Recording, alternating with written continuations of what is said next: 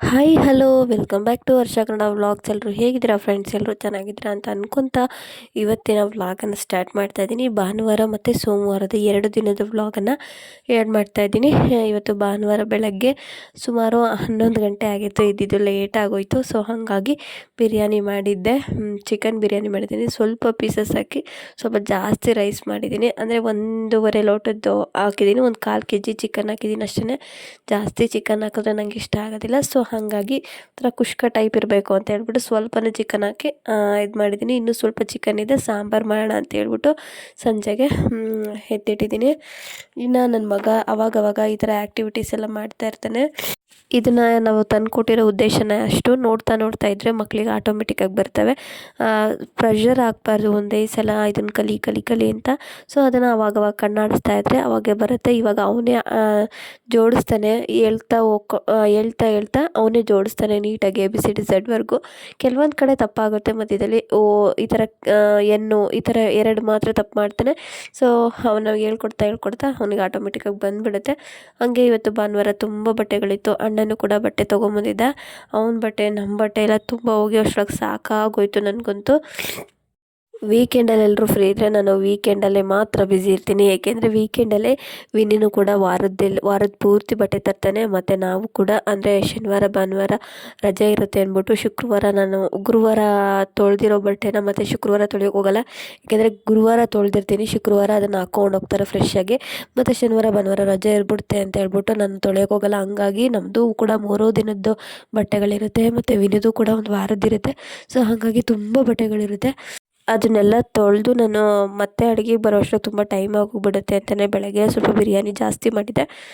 ಅದೇ ಇತ್ತು ನಮಗೆ. ಈಗ ನಾನು ಬಟ್ಟೆ ಒಗೆಯೋಷ್ಟರೊಳಗೆ ಫುಲ್ ಸುಸ್ತಾಗ್ಬಿಟ್ಟೆ, ಯಾಕೋ ಗೊತ್ತಿಲ್ಲ. ಆರೋಗ್ಯ ಬೇರೆ ಕೈ ಕೊಡ್ತಾ ಇದೆ. ಈಗ ನಾನು ವಾಯ್ಸ್ ಓವರ್ ಕೊಡಬೇಕಾದ್ರೂ ಕೂಡ ತುಂಬ ಶೀತ ಆಗಿದೆ ನನಗೆ. ಅಂದರೆ ವೆದರ್ ಹಂಗಿದೆ, ಏನು ಮಾಡೋಂಗಿಲ್ಲ. ಅವರು ಇವರು ಅಂತ ಹೇಳೋಂಗೇ ಇಲ್ಲ. ಇವಾಗಿನ ವಾತಾವರಣ, ಕಾಯಿಲೆಗಳು, ಇಂಥವ್ರು ಚೆನ್ನಾಗಿರ್ತಾರೆ ಅಂತ ಚೆನ್ನಾಗಿರಲ್ಲ ಅಂತ ಹೇಳೋಕ್ಕೆ ಆಗ್ತಾಯಿಲ್ಲ. ಅಷ್ಟು ಹದಗೆಡ್ತಾ ವಾತಾವರಣ ಆಗಿರ್ಬೋದು, ಸಮಾಜ ಆಗಿರ್ಬೋದು. ಇನ್ನು ಬಟ್ಟೆ ಎಲ್ಲ ಒಣಗಿಸಿ ಬಂದೆ. ಫುಲ್ಲು ಮೋಡ ಇತ್ತು. ಯಾವಾಗ ದಬ ಅಂತ ಮಳೆ ಬರೋದೋ ಗೊತ್ತಿಲ್ಲ. ಒಂದು 2-3 ಡೇಸ್ ಆಯಿತು ಅನಿಸುತ್ತೆ ಕಂಟಿನ್ಯೂಸ್ ಮಳೆ. ನಾನು ಬರೋ ಅಷ್ಟರೊಳಗೆಲ್ಲ ಮಳೆ ಸ್ಟಾರ್ಟ್ ಆಗಿಬಿಟ್ಟಿತ್ತು.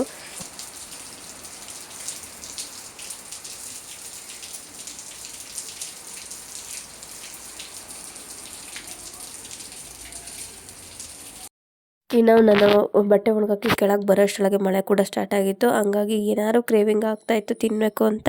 ಸೊ ಅಣ್ಣ ಸೀತಾಫಲ ತೊಗೊಂಬಂದಿದ್ದ, ಅದನ್ನು ತಿಂದ್ಬಿಟ್ಟು ಆಮೇಲೆ ಟೀ ಮಾಡೋಣ ಅಂತೇಳಿ. ಯಾಕೆಂದರೆ ವಿನಿ ಕೂಡ ಮಲಗಿದ್ದ, ಪುನರ್ವು ಕೂಡ ಮಲಗಿದ್ದ. ಸೊ ಹಾಗಾಗಿ ಇಬ್ಬರು ಕೂಡ ಮಲಗಿಬಿಟ್ಟಿದ್ರು. ನಾನು ಅಲ್ಲಿಂದ ಬಂದು ಮನೆಯೆಲ್ಲ ಕ್ಲೀನ್ ಮಾಡಿ ಆಮೇಲೆ ಟೀ ಮಾಡ್ಕೊಂಡು ಕುಡಿದೆ.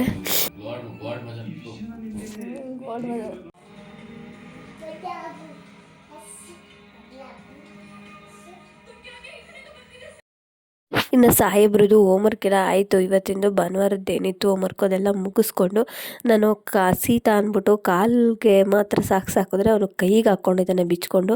ನೋಡಿ ಡ್ಯಾನ್ಸ್ ನೋಡಿ, ಒಂದು ಹಿಂಗೆ ತರಲೆ ಅಂದರೆ ತರಲೆ, ಏನಾದರೂ ಒಂದು ಆ್ಯಕ್ಟಿವಿಟಿ ಮಾಡ್ತಾನೆ ಇರ್ತಾನೆ. ಇವಾಗಂತೂ ತುಂಬ ದೃಷ್ಟಿ ಆಗ್ತಿದೆ ಅಂತೇಳಿ ಎಲ್ಲರೂ ಬೈತಿರ್ತಾರೆ. ವೀಡಿಯೋಸ್ ಜಾಸ್ತಿ ಹಾಕ್ಬೇಡ ಒಂದು ಅಂತ ಹೇಳ್ಬಿಟ್ಟು ಇವಾಗ ಆದಷ್ಟು ಕಡಿಮೆ ಮಾಡೋಣ ಅಂದ್ಕೊಂಡಿದ್ದೀನಿ. ಎರಡು ಕೈ ಮುಚ್ಚು, ಇಡೀ ಕೈ ಇಡಿ.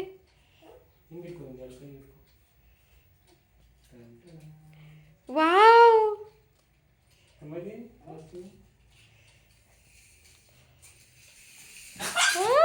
ಚಲೋ ಐತೆ. ಇನ್ನು ಅವ್ರ ಅಪ್ಪ ಶನಿವಾರ ಭಾನುವಾರ ಊರಿಗೆ ಬಾಡಿಗೆ ಹೋಗಿದ್ರು.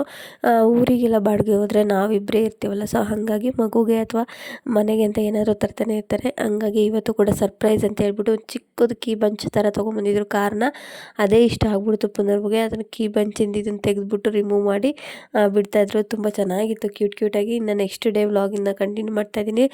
ಇನ್ನು ಮನೆ ಮುಂದೆ ಯಾವಾಗಲೂ ಹಣ್ಣಿನವ್ರು ಬರ್ತಾ ಇರ್ತಾರೆ. ಅದರಲ್ಲಿ ನಾನು ಇವ್ರ ಹತ್ರ ರೆಗ್ಯುಲರಾಗಿ ತೊಗೋತೀನಿ. ಈಗ ಸ್ವಲ್ಪ ದಿವಸದಿಂದ ತೊಗೊಂಡಿರಲಿಲ್ಲ. ಯಾಕೆಂದರೆ ಮಾವಿನ ಹಣ್ಣು ಊರಿಂದ ತೊಗೊಂಬಂದಿರ್ತಾರಲ್ಲ ಅದೇ ಇತ್ತು ತುಂಬ. ಹಂಗಾಗಿ ತೊಗೊಳಕ್ಕೆ ಹೋಗಿರಲಿಲ್ಲ. ಅದಕ್ಕೆ ಕೇಳ್ತಾಯಿದ್ರು ಅವರು, ಯಾಕೆ ನೀವೆಲ್ಲಾದರೂ ಮನೆ ಖಾಲಿ ಮಾಡ್ಕೊಂಡು ಹೋದ್ರಾ ಅಂತ ಅಂದ್ಕೊಂಬಿಟ್ಟೆ ನಾನು. ಯಾಕೆ ಬಂದಿರಲಿಲ್ಲ ಇಷ್ಟು ದಿನ ಅಂತೆಲ್ಲ ಕೇಳ್ತಾಯಿದ್ರು. ಅದಕ್ಕೆ ನಾನು ಹೇಳ್ತಾಯಿದ್ದೆ ಊರಿಂದ ಮಾವಿನ ಹಣ್ಣು ತೊಗೊಂಬಂದಿದ್ರು, ತುಂಬ ಇತ್ತು. ಸೊ ಹಾಗಾಗಿ ಇಷ್ಟು ದಿನ ಅದೇ ಆಯಿತು. ಇವಾಗ ಮಗ ಸ್ಕೂಲ್ಗೆ ಹೋಗ್ತಾ ಇದ್ದಾನೆ, ಅವ್ನು ಲಂಚ್ ಬಾಕ್ಸಿಗೆ ಹಾಕಬೇಕು. ಸೊ ಹಾಗಾಗಿ ತೊಗೊಳ್ತಾ ಇದ್ದೀನಿ ಅಂತ ಹೇಳ್ತಾಯಿದ್ದೆ. ಅವ್ರು ನಗಾಡ್ತಿದ್ರು.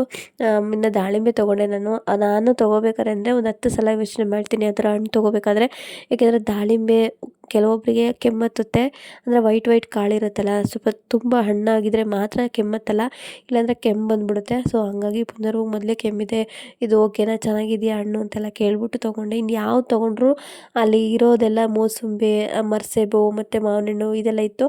ಅದೆಲ್ಲ ಕೆಮ್ಮಿಗೆ ರಿಲೇಟೆಡಾಗೇ ಇರೋದು. ಸ್ವಲ್ಪ ದಾಳಿಂಬೆ ಓಕೆ ಅಂತ ಅನ್ನಿಸ್ತು ನನಗೆ. ಸ್ವಲ್ಪ ಹೀಟದು, ಕಾಯಿ ಆಗಿದ್ದರೆ ಮಾತ್ರ ಕೆಮ್ಮತ್ತುತ್ತೆ, ಮತ್ತು ಫುಲ್ ರೆಡ್ ಇದ್ದರೆ ಏನು ಕೆಮ್ಮತ್ತಲ್ಲ. ಸೊ ಹಾಗಾಗಿ ಯೋಚನೆ ಮಾಡಿ ಕೊನೆಗೆ ದಾಳಿಂಬೆನೇ ತೊಗೊಂಡೆ. ಅವ್ರು ತುಂಬ ಫ್ರೆಂಡ್ಲಿ ಆಗಿರ್ತಾರೆ ಇವರು. ಹಂಗೆ ಅಂದರೆ ದೊಡ್ಡ ಅಂಗಡಿಗಳಲ್ಲಿ, ಮಾಲ್ಗಳಲ್ಲಿ ಮುಂದೆ ಸಲ ಇಷ್ಟು ಗ್ರಾಮ್ ಲೆಕ್ಕದಲ್ಲಿ ಬಿಲ್ ಹಾಕಿ ಕೊಟ್ಬಿಡ್ತಾರೆ. ಬಟ್ ಊರುಗಳು ಹಂಗಲ್ಲ.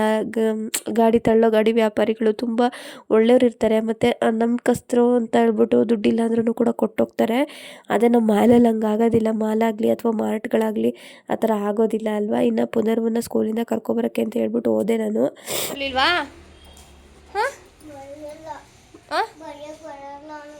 ಹೌದಾ? ರಾಂಗ್ ಬರಿತಾ ಇದೆಯಾ?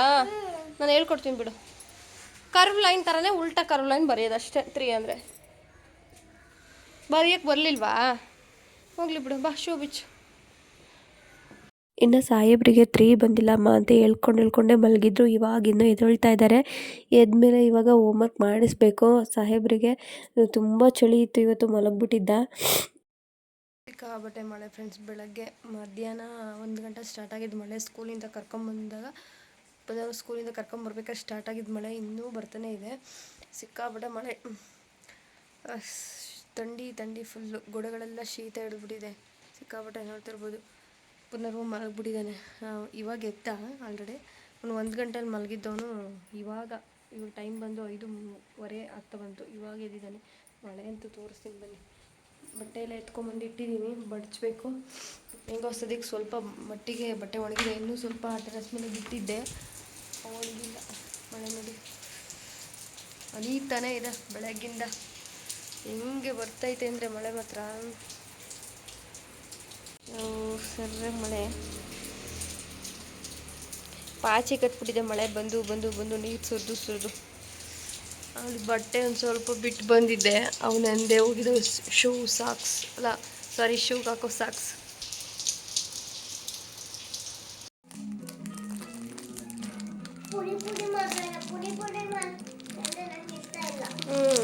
ಇಲ್ಲ ಪುಡಿ ಮಾಡಲ್ಲ ತಗೋ.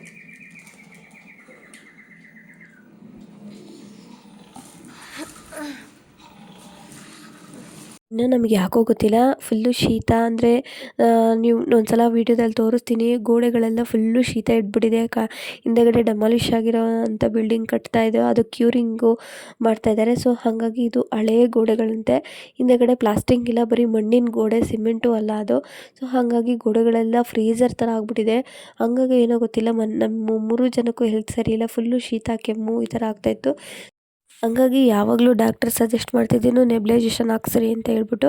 ಯಾವಾಗಲೂ ನೆಬ್ ಹಾಕ್ಸೋಕ್ಕೆ ಕ್ಲಿನಿಕ್ಕಿಗೆ ಹೋಗಬೇಕಾಗಿತ್ತು, ಇಲ್ಲ ಮೆಡಿಕಲ್ಗೆ ಹೋಗಬೇಕಿತ್ತು. ತುಂಬ ಇವಾಗಂತೂ ಕಂಟಿನ್ಯೂಸ್ ಆಗಿ 1 ವಾರದಿಂದ ಮಳೆ. ಸೊ ಹಾಗಾಗಿ ರಿಸ್ಕ್ ತೊಗೊಳ್ಳೋದು ಬೇಡ ಅಂತ ಹೇಳ್ಬಿಟ್ಟು ಒಂದು ಮಿಷನ್ ಇರಲಿ ಮನೇಲಿ ಅಂತ ಹೇಳ್ಬಿಟ್ಟು ತೊಗೊಂಬಂದ್ವಿ. ಆಲ್ರೆಡಿ ಊರಲ್ಲಿದೆ ಬೆಳವಾಡಿಲೇ, ಇಲ್ಲಿರಲಿಲ್ಲ. ಸೊ ಹಾಗಾಗಿ ತೊಗೊಂಬಂದೆ. 1300 ಚೆನ್ನಾಗಿದೆ. ಪ್ರೆಷರೆಲ್ಲ ಸಖತ್ತಾಗಿದೆ. ಕ್ವಾಲಿಟಿ ವೈಸ್ ಅಂತೂ ಮಾತಾಡೋಂಗಿಲ್ಲ, ಅಷ್ಟು ಚೆನ್ನಾಗಿದೆ. ನನಗೆ ಗೊತ್ತಿರೋರೇ ಮೆಡಿಕಲ್ ಅಣ್ಣ ತರಿಸ್ಕೊಟ್ಟಿದ್ದು. ಅದರೊಳಗಡೆ ಒಂದು ಇದನ್ನು ಕೂಡ ನೆಬ್ಲೈಜೇಷನ್ ವೈರು ಕೂಡ ಕೊಟ್ಟಿದ್ದಾರೆ. ಮಾಸ್ಕ್ ಕೂಡ 2 ಕೊಟ್ಟಿದ್ದಾರೆ, ಬೇಬಿ ಮಾಸ್ಕು ಮತ್ತು ದೊಡ್ಡವ್ರದ್ದು 2 ಕೂಡ ಕೊಟ್ಟಿದ್ದಾರೆ. ಹಂಗೆ ನಾನು ಅದಕ್ಕೆ ಹಾಕೋವಂಥ ಲಿಕ್ವಿಡ್ ಕೂಡ ತೊಗೊಂಬಂದೆ, ಮನೇಲಿ ಇರಲಿ ಅಂತ ಹೇಳ್ಬಿಟ್ಟು. ಏಕೆಂದರೆ ಎಕ್ಸ್ಪೈರಿ ಡೇಟು 2 ಇಯರ್ಸ್ 3 ಇಯರ್ಸ್ ಇರುತ್ತೆ. ಯಾವುದೇ ಮೆಡಿಸನ್ ತೊಗೊಂಡ್ರು ಅಂಥ ಮೆಡಿಸನ್ನ ತೊಗೊಂಡು ಮನೇಲಿ ಇಟ್ಕೊಂಡ್ರೆ ಸ್ವಲ್ಪ ಯೂಸ್ ಆಗುತ್ತೆ. ಮಧ್ಯರಾತ್ರಿ ಏನಾದ್ರು ಜಾಸ್ತಿ ವೀಸಿಂಗ್ ಥರ ಏನಾದರೂ ಆದರೆ ನಮಗೆ ಯೂಸ್ ಆಗುತ್ತೆ ಅಂತ ಅಂದ್ಕೊಂಡು ನಾನು ಮೆಡಿಸನ್ಸು ಮತ್ತು ಮಿಷನ್ 2 ಕೂಡ ತೊಗೊಂಬಂದೆ. 1540 ರೂಪಾಯಿ ಆಯಿತು. ವರ್ತ್ ಅಂತ ಅನ್ನಿಸ್ತು. ಕ್ವಾಲಿಟಿ ವೈಸ್ ಅಂತೂ ಮಾತಾಡೋಂಗಿಲ್ಲ. ಬೆಳವಡಿಲಿರೋದು ಸ್ವಲ್ಪ ಪ್ರೆಷರ್ ಕಮ್ಮಿ ಅಂತ ಅನಿಸುತ್ತೆ ನನಗೆ, ಅಂದರೆ ಯೂಸ್ ಮಾಡಿದ್ದೀವಲ್ಲ. ಸೊ ಹಾಗಾಗಿ ಅದಕ್ಕೂ ಇದಕ್ಕೂ ಹೋಲಿಸ್ಕೊಂಡ್ರೆ ಸ್ವಲ್ಪ ಪ್ರೆಷರ್ ಜಾಸ್ತಿ ಇದು, ನೀಟಾಗಿ ಬರುತ್ತೆ. ಅದೆಲ್ಲ ಎತ್ತಿಟ್ಬಿಟ್ಟು ಹೋಮ್ವರ್ಕ್ ಮಾಡಿಸೋಣ ಅಂತ ಅಂದ್ಕೊಂಡು ಟೀ ಕುಡಿತಾ ಇದ್ದೀನಿ. ಫುಲ್ಲು ಒಂಥರ ಶೀತ 1 ವಾರದಿಂದ ಮನೇನೂ ಫುಲ್ಲು ಕೋಲ್ಡ್ ಥರ ಅನಿಸ್ತಾ ಇದೆ. ಮತ್ತು ಆಚೆಗಡೆನೂ ಅಷ್ಟೇ ಫುಲ್ಲು ಮಳೆ. ಹಾಗಾಗಿ ಸ್ವಲ್ಪ ಟೀ ಕುಡಿದು ಇವಾಗ ನನ್ನ ಮಗ TV ಬೇರೆ ಆಫ್ ಮಾಡಿದ್ದೆ. ಅದಕ್ಕೆ ಹೋಮ್ವರ್ಕ್ ಮಾಡೋಕ್ಕಾ? ಟಿ ವಿ ಇದ್ರೆ ಏನಾಗುತ್ತೆ? ಹೋಮ್ವರ್ಕು ಟಿ ವಿ ಇದ್ರೆ ಏನಾಗುತ್ತವ? ಯಾಕೆ ಟಿ ವಿ ಆಫ್ ಮಾಡಿದ್ದೀರ ನೀನು? ಹೋಮ್ವರ್ಕ್ ಮಾಡೋದಕ್ಕಾ? ಟಿ ವಿ ಆಡ್ತಾ ಇದ್ರೆ ಹೋಮ್ವರ್ಕ್ ಮಾಡೋಕ್ಕಾಗಲ್ವಾ? ಏನಾಗುತ್ತೆ? ಯಾಕೆ ಬರೆಯೋಕ್ಕಾಗಲ್ಲ? ಅದೇ ಯಾಕೆ? ತೊಂದರೆ ಯಾಕಾಗುತ್ತೆ? ಏನು ತೊಂದರೆ ಆಗುತ್ತೆ? ಅದೇ ತೆಗಿತೀನಿ. ಏನು ತೊಂದರೆ ಆಗುತ್ತೆ? ಮಾಡಿಸ್ತೀನಿ ಇರೋ ಒಂದು ನಿಮಿಷ. ಅಷ್ಟೊಂದು ಫಾಸ್ಟಾಗಿ ಆಡಿ ಹೆಂಗೆ? ಏನು ತೊಂದರೆ ಆಗುತ್ತೆ ಹೇಳು?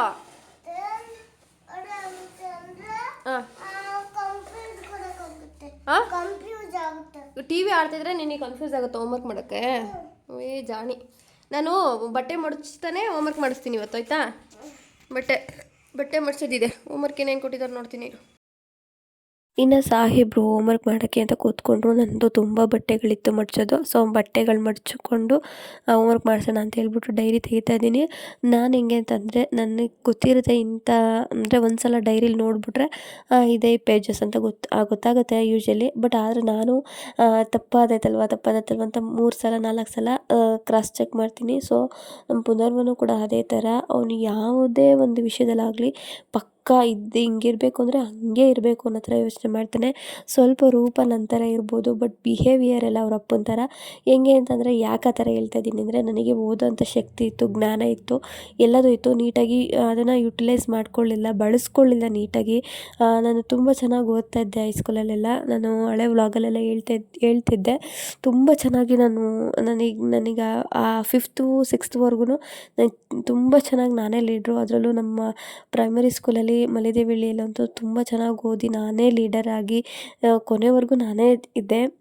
ಸೊ ಆ ಥರ ಓದ್ತಿದ್ದಳು. ಸಡನ್ನಾಗಿ ಬೇರೆ ಕಡೆ ವಿಷಯ ಎಲ್ಲ ಡೈವರ್ಟ್ ಆಗಿ, ಸೊ ಹಂಗೆ ಏಕಾಗ್ರತೆ ಕಡಿಮೆ ನನಗೆ. ಫೋಕಸ್ ಅನ್ನೋದು ಏನಿದೆ, ಇದು ಮಾಡಬೇಕು ಮುಗಿಸ್ಬೇಕು ಅನ್ನೋದು ಸ್ವಲ್ಪ ಲೇಜಿನೆಸ್ ಮಾಡಿ ತೋರಿಸ್ತಿದ್ದೆ. ಈಗ ಅದರ ಎಲ್ಲ ಇಲ್ಲ.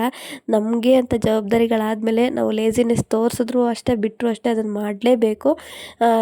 ಸೊ ಈಗೆಲ್ಲ ಮಾಡ್ತೀನಿ. ಫಸ್ಟ್ ಚಿಕ್ಕ ವಯಸ್ಸಲ್ಲಿದ್ದಾಗ 10th ಆ ಥರ ಇದ್ದಾಗ ಸ್ವಲ್ಪ ಏಕಾಗ್ರತೆ ಕಡಿಮೆ ನನಗೆ. ಫೋಕಸ್ ಅನ್ನೋದು ಮಾಡಬೇಕು ಅಷ್ಟೇ, ಅಥವಾ ಬಿಡು ನಾಳೆ ಮಾಡಿದ್ರೆ ಆಯಿತು, ಆ ಥರ ನಂದು ಸ್ವಲ್ಪ ಲೇಜಿನೆಸ್ ಇತ್ತು. ಸೊ ಆ ಥರ ಪುನರ್ವಗಿಲ್ಲ. ಅವ್ರ ಅಪ್ಪನ ಥರ ಓದೋದ್ರ ವಿಷಯದಲ್ಲಿ ನನ್ನ ಥರ ಸ್ವಲ್ಪ ಚೂಟಿ ಇದ್ದಾನೆ.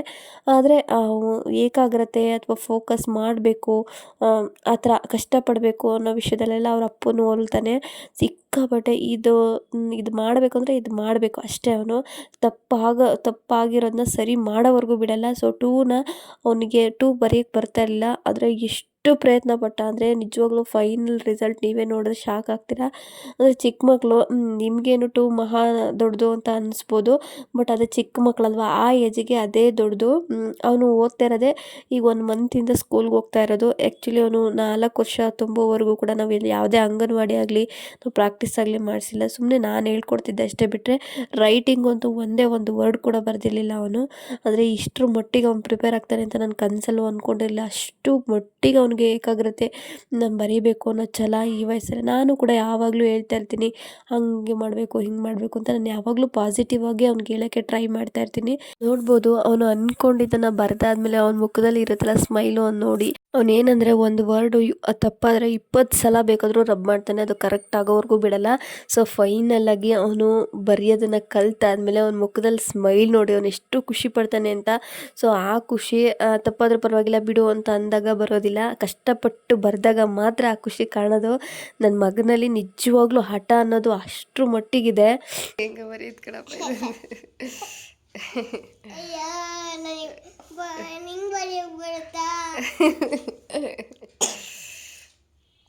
ನಿನ್ ಕಡೆಗೆ ಹೋಗ್ತಿದ್ದಂಗೆ ನಿಮ್ ಬರುತ್ತೆ ಬರೆಯಕ್ಕೆ.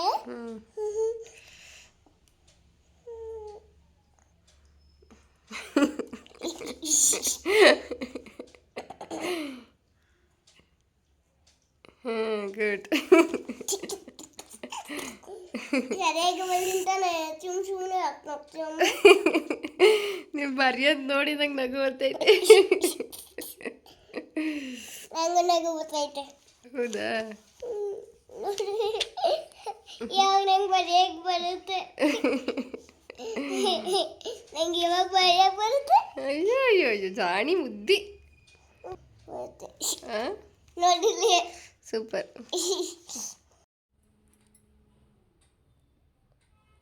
Very good. ಬರ್ರಿ. ಹಾಂ ಗುಡ್. ಅವನು ಸುಮಾರು 6:15ಗೆ ಕುತ್ಕೊಂಡಿದ್ದಿದ್ದು. ಆದರೆ ಹೋಮ್ವರ್ಕ್ ಮುಗ್ದಿರೋ ಟೈಮಿಂಗ್ಸ್ ನೋಡಿದ್ರೆ ನೀವು ಶಾಕ್ ಆಗ್ತೀರಾ. ಅಷ್ಟವರು ಕೂಡ ಅವನು ನೀಟಾಗಿ ಕುತ್ಕೊಂಡು ಹೋಮ್ವರ್ಕ್ ಮಾಡಿದ್ದಾನೆ. ಸೊ ಅತ್ಲಾಗಿತ್ಲಾಗ ಅಳ್ಳಾಡೇ ಇಲ್ಲ ಅವನು. ನಾನೇ ಸ್ವಲ್ಪ ಹೊತ್ತು ರೆಸ್ಟ್ ಮಾಡು ಚಿನ್ನಿ ಆಮೇಲೆ ಮಾಡುವಂತೆ ಅಂದ್ರೂ ಕೂಡ ಅವ್ನು ಮಾಡಲಿಲ್ಲ. ಇನ್ನೊಂದು ನಮ್ಮ ಅಣ್ಣ ಮಾಡಿಸ್ತಾ ಇದ್ದ ಇಷ್ಟ ತನಕ. ನಾನು ಮುದ್ದೆ ಮಾಡ್ತಿದ್ದೆ, ಅವ್ನು ಹೊಟ್ಟೆ ಹಸಿತೈತೆ ಕಣೆ ಅಂತ ಅಂದ. ನಾನು ಅಡುಗೆನೂ ಕೂಡ ಮಾಡಿರಲಿಲ್ಲ. ಟೀ ಕುಡಿದ್ಬಿಟ್ಟು ಹೋಮ್ವರ್ಕ್ ಮಾಡಿಸೋಕ್ಕೆ ಸ್ಟಾರ್ಟ್ ಮಾಡಿದೆ. ಅದಕ್ಕೆ ಅವನು ಹೊಟ್ಟೆ ಹಸಿತೈತೆ ಅಂದ್ಬಿಟ್ಟು ನಾನು ಮುದ್ದೆ ಮಾಡ್ತಿದ್ದೆ. ನಾನು ಒದೆ ಕೊಡ್ತೀನಿ ಬೈತೀನಿ ಅಂತ ಹೇಳ್ಬಿಟ್ಟು ಒದೆ ಕೊಡಲ್ಲ, ಆಲ್ಮೋಸ್ಟ್ ಒದೆ ಕೊಡೋದು ಕಡಿಮೆ. ಅವನು ನನಗೆ ಗದ್ರದ್ರೇ ಅವ್ನು ತುಂಬ ಹೆದರ್ತಾನೆ. ಸೊ ಅದಕ್ಕೆ ಅಣ್ಣ ನಾನು ಮಾಡಿಸ್ತೀನಿ ಸ್ವಲ್ಪ ಹೊತ್ತು ಅಂತ ಹೇಳ್ಬಿಟ್ಟು ಟ್ರೈ ಮಾಡ್ದೆ. ಆದರೆ ಅವನ ಕೈಲಿ ಆಗಲೇ ಇಲ್ಲ. ಆದರೆ ನಾನು ಸುಮ್ಮನೆ ಕೋಲ್ ತಗೊಂಡ ತಕ್ಷಣ ನನಗೆ ಆಟೋಮೆಟಿಕ್ಕಾಗಿ ಬಂತು. ಏನಂತ ಅಂದರೆ ಮಕ್ಕಳನ್ನ ಎದುರಿಸ್ಬಾರ್ದು, ಹೌದು ನಿಜ. ಆದರೆ ಮಕ್ಕಳನ್ನ ಎದುರಿಸ್ಲಿಲ್ಲ ಅಂದರೆ ಮಾತೇ ಕೇಳಲ್ಲ. ಎಲ್ಲರೂ ವಿಡಿಯೋ ನೋಡೋರು ಸುಲಭವಾಗಿ ಹೇಳ್ಬಿಡ್ಬೋದು ಏನಕ್ಕೆ ಎದುರಿಸ್ತಾರೆ ಹಂಗೆ ಹಿಂಗೆ ಅಂತ ಅಂದ್ಬಿಟ್ಟು. ಬಟ್ ಆದರೆ ಆ ಥರ ನಿಜ ಜೀವನದಲ್ಲಿ ಇರೋದಿಲ್ಲ. ಯಾರ್ದಾರು ಒಬ್ರದಾರು ಭಯ ಇರಬೇಕು, ಇಲ್ಲಾಂದರೆ ಮಕ್ಳುಗಳು ನೀಟಾಗಿ ಬೆಳೆಯೋದಿಲ್ಲ ಅಂತ ನನ್ನ ಭಾವನೆ. ಅವ್ರು ಹೇಳ್ದಂಗೆ ಕುಣಿದ್ರೆ ಆಮೇಲೆ ನಮ್ಮನ್ನು ಬೆಂಗಳೂರಲ್ಲಿ ಇದ್ದೀವಲ್ವ ನಾವು, ಚಿಕ್ಕಪೇಟೆಯಲ್ಲಿ ಮಾರಿಬಿಡ್ತಾರೆ ನನ್ನ ಪ್ರಕಾರ. ನಮ್ಮ ಪುನರ್ವಂತೂ ಫುಲ್ ಟ್ಯಾಲೆಂಟ್ ಇದ್ದಾನೆ. ಅದನ್ನು ನೀಟಾಗಿ ಉಪಯೋಗಿಸ್ಕೊಳ್ಳೋಕ್ಕೆ ಸ್ವಲ್ಪ ಒಬ್ರದಾರು ಭಯ ಇರಬೇಕು. ಇಲ್ಲ ಅಂತಂದರೆ ಉಪಯೋಗಿಸ್ಕೊಳ್ಳೋದು ಬಾರದಕ್ಕೆಲ್ಲ ಉಪಯೋಗಿಸ್ಕೊಬಿಡ್ತಾರೆ ಮಕ್ಕಳು. ಸೊ ಹಾಗಾಗಿ ಸ್ವಲ್ಪ ಹೆದರಿಕೆ ಅಷ್ಟೇ ನಾವು. ಯಾಕೆಂದರೆ ಆಚೆ ಈಚೆ ನೋಡ್ತಾ ಇರ್ತೀವಿ ಯಾರ್ಯಾರು ಹಿಂಗೆ ಅಂತ ಅಂದ್ಬಿಟ್ಟು. ಸೊ ಆ ಥರ ಆಗೋದು ಬೇಡ ಅಂತ ಅಷ್ಟೇ. ಆಮೇಲೆ ಇನ್ನು ಪುನರ್ವು ಫುಲ್ ಸೆಕೆ ಆಗ್ತಾಯಿತ್ತು. ಹಂಗಾಗಿ ತೆಗೆದು ಸ್ವೆಟರ್ನ ರಿಮೂವ್ ಮಾಡಿದೆ. ಯಾವಾಗಲೂ ಕವರ್ ಮಾಡೇ ಇರ್ತೀವಿ, ಏಕೆಂದರೆ ಇವಾಗ ಫುಲ್ಲು ಶೀತ, ದೊಡ್ಡವ್ರಿಗೆ ತಡ್ಕೊಳಕ್ಕಾಗಲ್ಲ. ಇನ್ನು ಮಕ್ಕಳು ಸ್ಕೂಲ್ಗೆ ಹೋಗೋ ಮಕ್ಕಳು, ಅದರಲ್ಲೂ ಆ ಮಕ್ಳಿಗೆ ಹುಷಾರಿಲ್ಲ ಅಂದರೆ ಅಕ್ಕಪಕ್ಕದಲ್ಲಿರೋ ಕುತ್ಕೊಳ್ಳಿರೋ ಮಕ್ಳಿಗೂ ಕೂಡ ಇನ್ಫೆಕ್ಷನ್ ಆಗುತ್ತೆ ಅನ್ನೋ ಭಯ ನಮಗೆ. ಸೊ ಹಾಗಾಗಿ ಈಗ 3 ಬರೀತಾ ಇದ್ದಾನೆ. ಸುಮಾರು ಅವ್ನು ಹೋಮ್ವರ್ಕ್ ಮುಗಿಸೋ ಅಷ್ಟರೊಳಗೆ 10 ಗಂಟೆ ಮೇಲಾಗಿತ್ತು. ಅಲ್ಲಿವರೆಗೂ ಸುಮ್ಮನೆ ಹೋಮ್ವರ್ಕ್ ಮಾಡ್ತಿದ್ದೆ.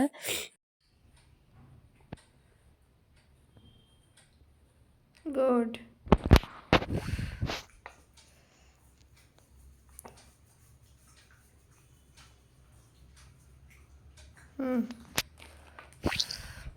ಅಪ್ಪ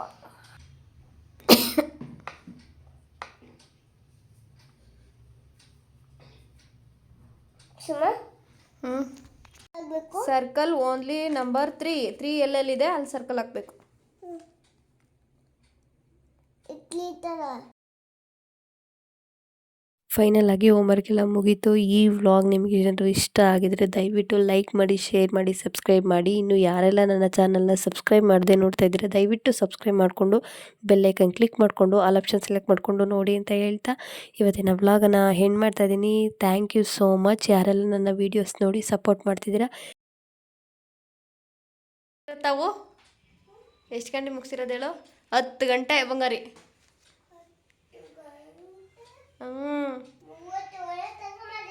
ನೋಡಪ್ಪ ಹೀರೋನ. Love you. ಬಾಯ್ ಬಾಯ್. ಬೇಡ ಕುಂದ ಶೀತ ಆಗುತ್ತೆ.